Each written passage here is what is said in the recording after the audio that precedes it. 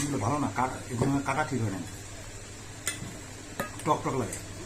কাটা ঠিক করে আমটা টক টক করে। কাটা দুশো রকম টক টক করে।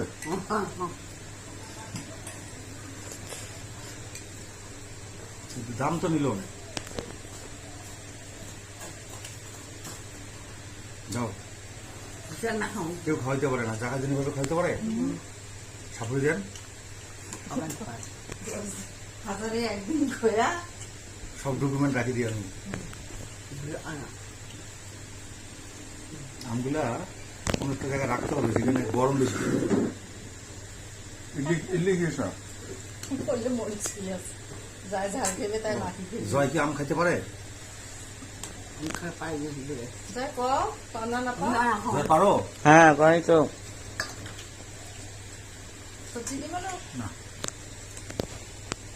সবাই দিন খাইতে থাকো।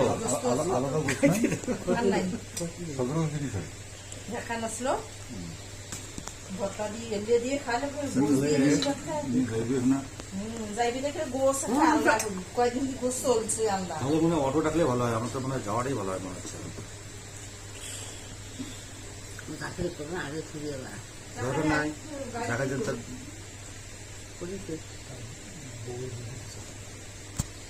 হ্যাঁ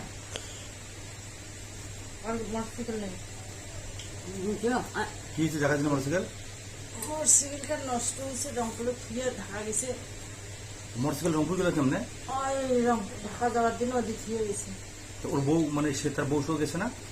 অটো গেছে আমরা গেছে মোটরসাইকেল না এখানে অন্য কোনো ঘটনা আছে? না না মোটরসাইকেল খান ঠিক করে বেসাইবে তেলও বলে বেশি খায় কাজে দেখো মারবে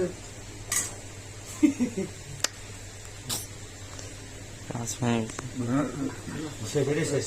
এই যে তোর আব্বুরও ছবি কর হয়েছে বোকা